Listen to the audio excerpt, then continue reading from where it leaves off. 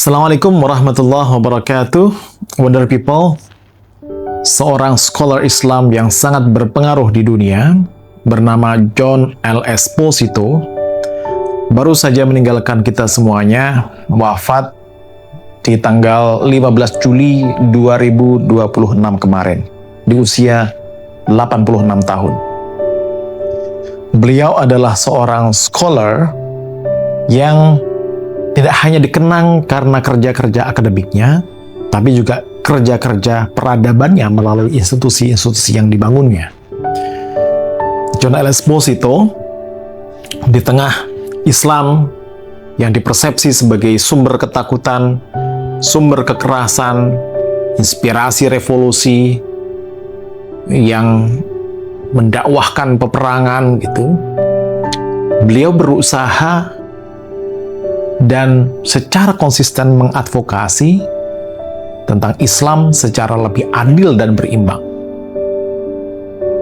Meskipun John L. Esposito lahir di Brooklyn, New York dalam lingkungan Katolik, belajar tentang filsafat dan juga Katolisisme di sana, tapi kemudian beliau mendapatkan didikan yang lebih tinggi, lebih proper di Temple University, di mana ia bertemu dengan seorang scholar Muslim dari Palestina namanya Ismail Raji Al-Faruqi. Di sanalah ia mulai berkembang sebagai seorang akademisi yang mempelajari agama secara serius, khususnya Islam. Islam dalam bimbingan Al-Faruqi tidak hanya bisa dibaca dan dipelajari melalui teksnya, ia harus juga dikaji tradisi intelektualnya, sejarah peradabannya, dan pengalaman yang hidup di subjek-subjek Muslim itu sendiri, di kalangan masyarakat Muslim itu sendiri. Tidak hanya itu, ia juga mempelajari bahwa agama perlu untuk dipelajari secara komparatif, sehingga Islam dalam konteks ini juga dipelajari dengan dikomparisikan dengan Yahudikah, dengan Katolikkah, dengan Kristenkah, atau tradisi-tradisi agama yang lain. Jadi, setelah belajar studi agama secara akademik, ia kemudian berkembang menjadi seorang scholar di masa formatifnya yang dialogis, yang kontekstual, yang multidisipliner, dan peka terhadap perasaan, terhadap aspirasi, terhadap pandangan dunia kalangan Muslim itu sendiri. Nah, dari situlah kemudian John L. Esposito memberi pencerahan bagi audiens Barat tentang apa itu Islam melalui karya-karyanya dan melalui institusi-institusi yang dibangunnya. Buku-buku yang ditulisnya seperti Islam, The Straight Path misalnya, menjadi buku ajar yang dipakai di banyak kampus di Amerika.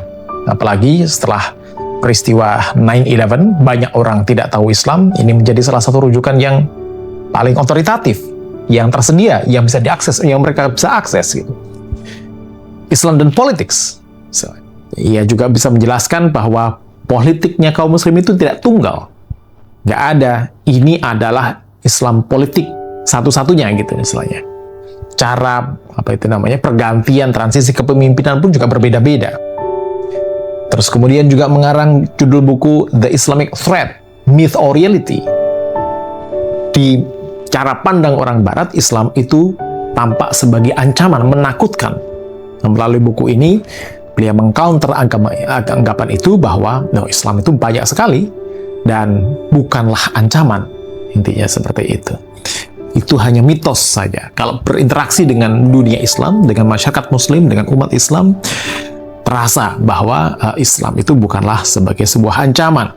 Islam dan demokrasi, yang dimana dia berargumen bahwa Islam dan demokrasi itu ada kompatibilitas di sana. Bukan sesuatu yang inimical, bukan sesuatu yang kontradiktori. Terus kemudian juga mengarang buku What Everyone Needs to Know About Islam. Terus The Future of Islam, Who Speaks for Islam. Nah, tapi karya-karyanya tidak hanya terbatas dalam karya-karya akademik itu tadi. Beliau juga mendirikan beberapa institusi yang menjadi fondasi bagi tersemainya benih-benih dialog antar agama di masyarakat Amerika. Misalnya, beliau mendirikan satu center namanya Center for Muslim and Christian Understanding di Georgetown University, yang kemudian berkembang dan mendapatkan sponsor atau dukungan dari Prince Al-Walid di di center yang menekankan dialog antar agama, antar peradaban timur dan barat ini. Beliau juga terlibat dalam upaya menghadapi Islamofobia di berbagai bentuk forum, berbagai bentuk medium. Kiprahnya juga mempertemukan akademisi, pemimpin agama, diplomat, pembuat kebijakan, jurnalis, bahkan masyarakat umum. Jadi dengan demikian, ilmu baginya tidak berhenti di ruang kelas. Ilmu juga masuk ke ruang perbincangan publik, memperbaiki cara masyarakat untuk melihat pihak lain, terutama dalam konteks melihat Islam itu sendiri. Jadi, meskipun John L. Esposito mendapatkan respon, mendapatkan tanggapan, mendapatkan reaksi yang positif, terutama dari kalangan Muslim, tapi bukan berarti tanpa kritik karya-karya beliau itu. Misalnya, kritik datang dari orang seperti Martin Kramer atau murid-muridnya Bernard Lewis yang memang sejak awal itu agak suspicious, agak kritikal terhadap Islam gitu, menganggap Esposito ini orangnya terlalu simpatik pada Islam, pada komunitas Muslim, pada umat Islam gitu, pada dunia Islam. Atau ada yang menggambarkannya, dia terlalu optimis terhadap masa depan Islam politik yang tidak menjadi ancaman bagi dunia Barat. Ada juga yang mengkritiknya, dia tidak secara akademik tidak terlalu banyak kontribusinya karena lebih banyak berbicara ke kalangan publik untuk mendapatkan tanggapan atau penerimaan yang positif dari publik, sehingga karyanya kurang akademik. Nah, biasa dalam konteks akademik kritik-kritik semacam itu, tapi legasinya tidak bisa dipungkiri bahwa karya-karyanya sangat berpengaruh dalam tadi itu mengubah atau mendobrak persepsi tentang Islam di Barat. Institusi-institusi yang dibangunnya menjadi jembatan antara Islam dan Kristen, Katolisisme menjadi jembatan antara Timur dan Barat. Itu sesuatu hal yang tidak bisa dipungkiri. Karya-karyanya, kerja-kerjanya bisa menjembatani antara dunia akademik yang menara gading dengan publik secara umum. Itu adalah di antara apa yang dibuat oleh John L. Esposito. Jadi paling tidak refleksi buat kita semuanya, kalangan sarjana Muslim seperti John L. Esposito juga, yang bisa kita dapatkan pelajarannya adalah kita harus menguasai tradisi Islam, baik teori maupun metodologinya, metode kontemporer terutama, untuk bisa berbicara dengan kalangan akademik secara lebih luas. Di samping kita juga perlu mengasah kemampuan untuk bisa berbicara kepada publik, gitu. Menjelaskan Islam ke dunia tanpa bersikap apologetik, tanpa bersifat defensif, gitu, tapi tetap kritis.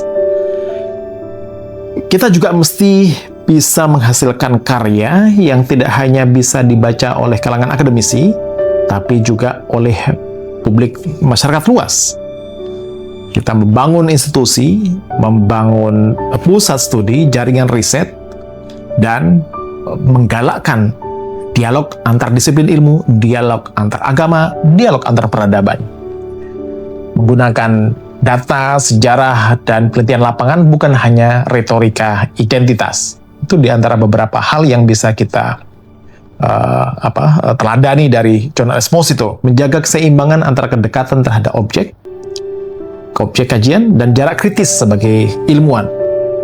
Jadi, sebagai seorang sarjana Muslim, harusnya kita nggak cukup hanya menjadi pembela Islam, Islamic Defenders of Faith misalnya, tapi juga harus menjadi produsen pengetahuan yang kredibel, yang mandiri, yang kritis, yang mampu berbicara kepada dunia, bahkan jika dimungkinkan lintas disiplin, lintas negara, lintas tradisi agama, lintas peradaban. Demikian, mudah-mudahan John Esposito dengan karya dan kerja-kerja peradabannya dapat menjadi inspirasi bagi kita semuanya, dan beliau ditempatkan di tempat yang terbaik di sisi Allah Subhanahu wa Ta'ala. Terima kasih. Assalamualaikum warahmatullahi wabarakatuh.